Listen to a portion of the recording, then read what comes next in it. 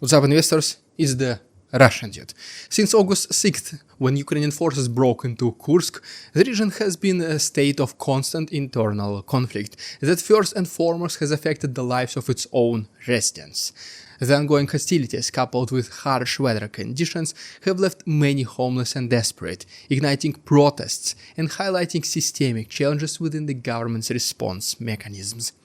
One unfortunate event is when the opposing force comes to your land. Another thing is when they destroy your house and everything in it. But in such situations, people still have faith in the system, that no matter what, the system will help them.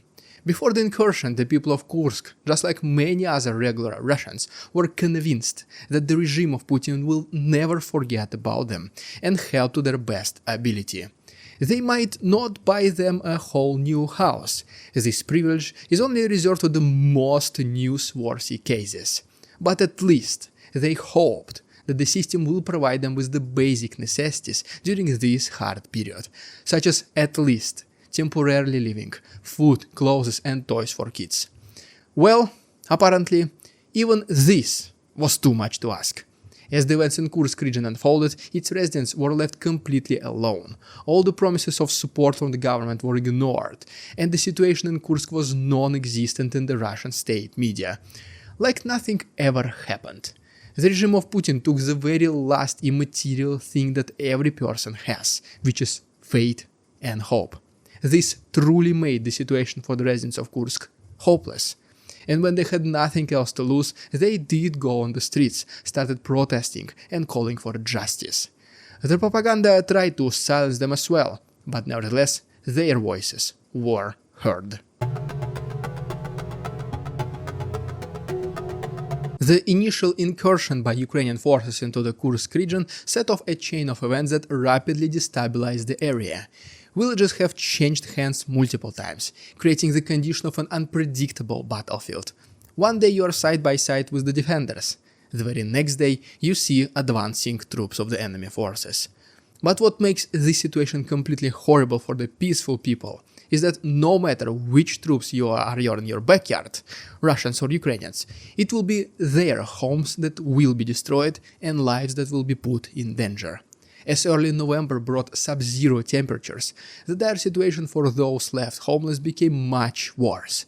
On November 10th, for example, refugees from the Ukrainian-occupied town of Sudzha organized a rally on Red Square in Kursk, the administrative heart of the region. It is obviously not the same Red Square as in Moscow, it just shares the same name, the synonym pretty much for the city center. These protesters, they tried to draw attention to their devastating living conditions and the lack of official support. And guess what? Kursk official, the representative, Anatoly Drogan, dismissed the demonstrators as lawbreakers and urged them to identify the so-called instigators and disperse immediately. Otherwise, they will face persecution, big fines and potentially even jail time for discrediting the Russian army.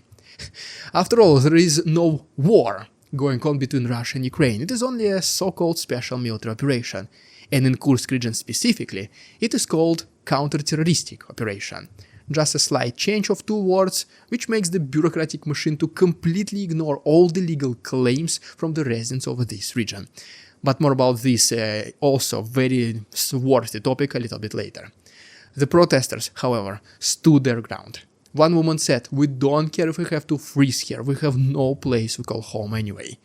This statement shows the desperation felt by many who have lost everything and see no viable alternatives. This was not an isolated incident. Just days earlier, refugees from another county staged a similar protest in downtown Kursk.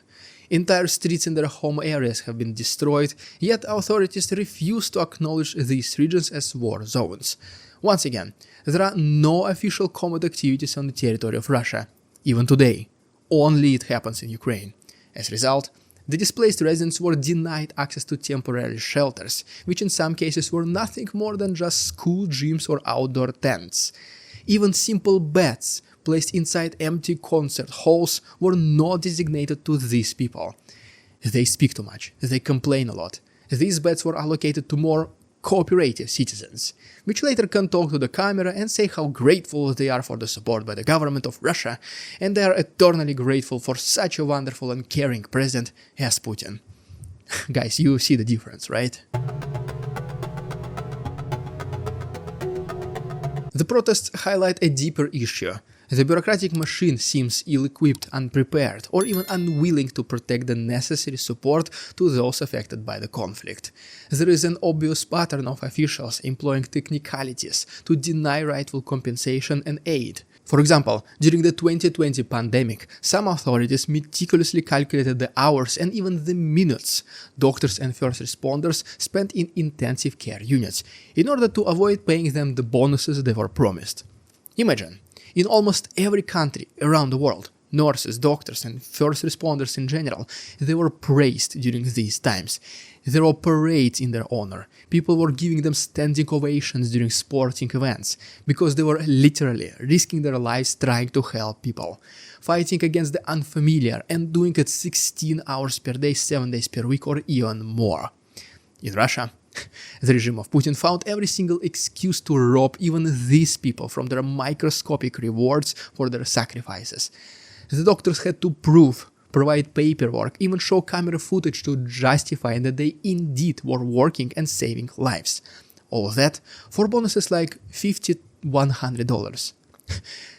The absolute disrespect and humiliation of the regime of Putin towards any person inside Russia is sickening. They have absolutely no regard to anyone besides the members of their own inner circle.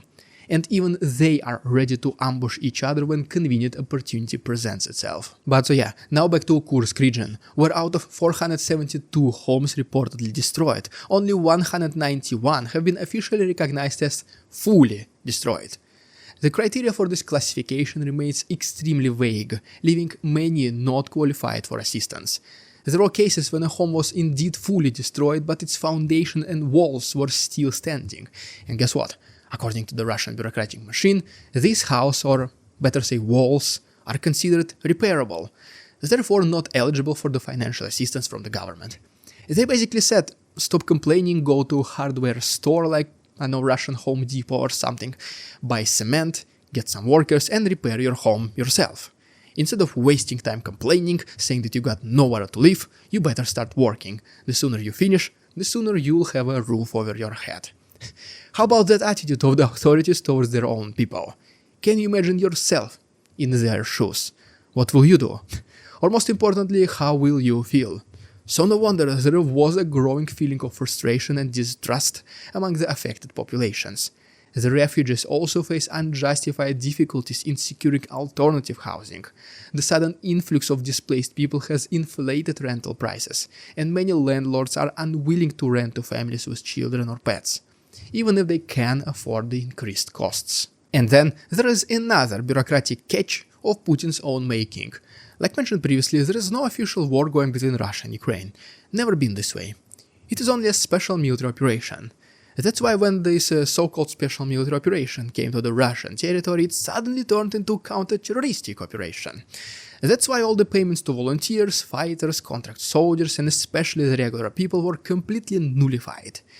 The regime of Putin claims that it is very unfortunate that you lost your house, your savings, and in some cases your life. Sorry about that, but we cannot do anything. You did not lose these things on the territory of special military operation. We'll try to help you by pushing Ukrainians out, but, well, that's about it. You should be grateful for this. You are on your own. If you want to join the military and help us do it, you will not get these huge sign-up bonuses of $20, $30, or even $40,000. You obviously do not qualify for this, but at least if you're still willing to do the ultimate sacrifice for your favorite Putin, we can offer you a regular Ministry of Defense contract. You'll get around $800, $1,000. And if you don't like this and keep complaining, we will prosecute you for discrediting the Russian army, and maybe even assign you the status of a foreign agent. because no good Russian in their right mind would betray his motherland and Putin and say all these things. Surely you are getting paid by Americans or even worse, Ukrainians. Apparently, even buying the house after February 24, 2022 in the entire Kursk and, I'm assuming, Belgorod regions disqualifies people from receiving any kind of assistance. The assumption here is that those people who did end up buying homes in these neighboring regions, they did it on their own risk, assuming all the consequences. They should have predicted that almost 3 years later, after the 3-day war against Kiev, the combat activities will come to their own backyards. And if they could not see the future, well, it's their problems.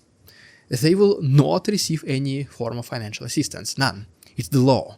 The law which, by the way, was adopted long after the war has already started. The government blames people for not being able to predict the future, while it cannot do the same itself. But it's okay for the government. The government is never wrong. It is just a minor setback and inconvenience, but for a regular person, it was a deliberate decision to buy the house specifically in this area. He should have known the consequences, so it is now his problem that his house is destroyed.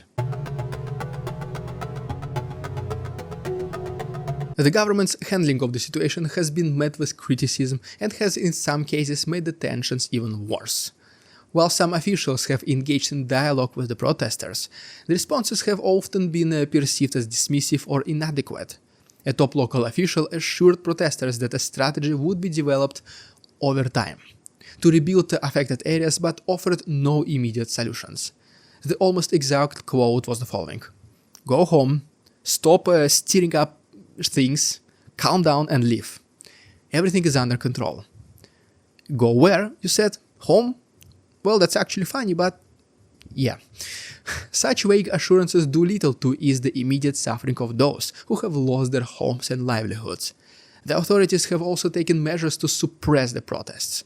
Organizers have been fined for organizing an unauthorized public events, and social media posts promoting the rallies have been restricted or deleted altogether. To try and make things better, or at least that's what the Russian authorities think will happen, the governor of Kursk region, Alexei Smirnov, assembled the entire auditorium full of people, just to publicly fire the head of Sudzha County, Alexander Bogachev. He thought that this will calm down people who just lost everything. Surprisingly for him, it didn't. While this action might signal accountability, it does little to address the underlying systemic issues.